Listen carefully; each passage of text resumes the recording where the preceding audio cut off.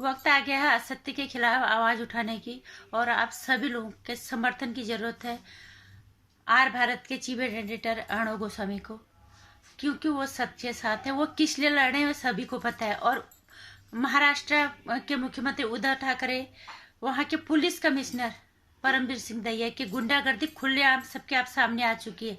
अब अगर जनता सड़क पे आती है तो इसमें कोई शक नहीं होना चाहिए, क्योंकि जिस तरह से गुंडा राज उद्धव ठाकरे ने महाराष्ट्र में मचा दिया, उसको हमेशा से ये लगता है कि महाराष्ट्र भारत का हिस्सा नहीं है। उसको हमेशा लगता है कि महाराष्ट्र एक अलग देश है। उसकी गलतफहमी दूर करने का वक्त आ गया है। असत्य के लिए आवाज उठाओ, सत्य के साथ खड़े हो जाओ। और सबसे बड़ी और इतनी गुंडागर्दी, कंगना रनौत का घर उन्होंने तोड़ा, एक महिला का घर उन्होंने तोड़ा, किसी ने बोला नहीं, और वो भी महाराष्ट्र सरकार के इशारों पे। और अब अर्णव गोस्वामी को गिरफ्तार किया, ठीक है, कोई मैटर रहा होगा तो मैटर कुछ नहीं है। दरअसल मैटर कुछ नहीं है। वो ढूंढ ढूंढ के ला रहे कि अर्णव गोस्वामी ने पिछले सब क्या क्या आजकल उसने महाराष्ट्र के जो पुलिस कमिश्नर है उन्होंने सारे काम धंधे बंद कर दिए। उनके पास सिर्फ एक ही काम रह गया, अर्णव गोस्वामी। और उद्धव ठाकरे के पास भी और कोई काम नहीं है, उनके पास भी एक ही काम है। और उसके इशारे पे उनको संकेत दिए जा रहे हैं, उनके इशारे पे एक ही काम हो रहा है, अर्णव गोस्वामी के पीछे लग जाओ।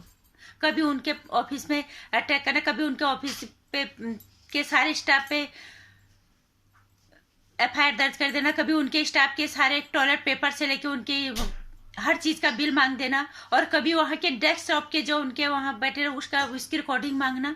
किस हद तक की गुंडागर्दी और एक ही इंसान के पीछे इस तरह से पड़ जाना। और आज तो उन्होंने गुंडागर्दी की सारी हदें क्रॉस कर दी, क्योंकि उन्होंने अर्णव गोस्वामी के को अरेस्ट करने सुबह सुबह महाराष्ट्र पुलिस जाती है उनके घर पे, और वहां पे उनके साथ मारपीट होती है। उन्होंने खुद ट्विटर पे ट्वीट किया है कि मेरे साथ मारपीट हुई, उनके बच्चे को मारा गया, और उनके पेरेंट्स को भी दवाई देने का उन्होंने टाइम नहीं, उनको जबरदस्ती पकड़ के ले जाया गया, मारपीट हुई है। उन्होंने ये भी बोला कि सोशल डिस्टेंसिंग का ध्यान रखो, उसका भी ध्यान रखा, जबरदस्ती उनके घर में घुस गए। और सबसे बड़ी बात, अर्णव गोस्वामी को गिरफ्तार करने के लिए वो एनकाउंटर स्पेशलिस्ट को भेजा गया। इससे साफ समझा जा सकता है कि उनकी मंशा क्या है।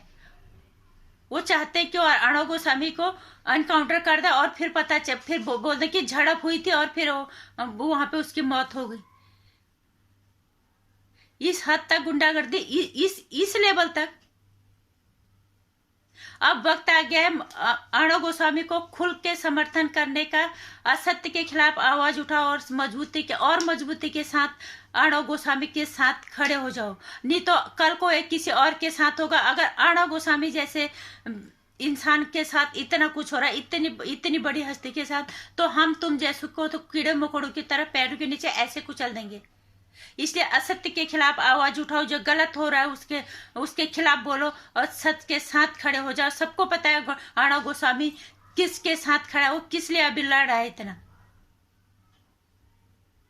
वो अभी सनातन धर्म के साथ है, वो सुशांत सिंह राजपूत को न्याय दिलाना चाहता है, वो पालधर साधुओं को न्याय दिलाना चाह रहा है, वो हिंदुस्तान में हिंदू का और सनातन धर्म का जो ह्रास हो रहा है उसके खिलाफ आवाज उठा रहा है।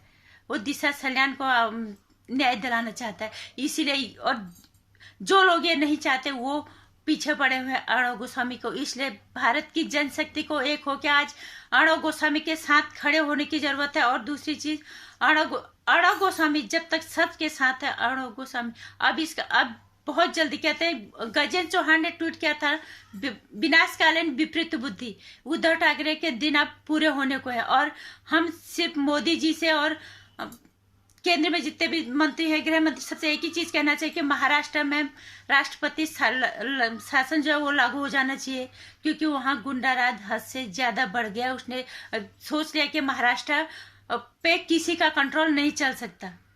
अब यहाँ पे केंद्र सरकार को अपना हस्तक्षेप देना ही पड़ेगा, नहीं तो सरकार से भरोसा उड़ जाएगा जनता का। क्यों ये खुले आम गुंडागर्दी को हो रही है और सारे लोग देख रहे हैं, सरकारें देख रही हैं।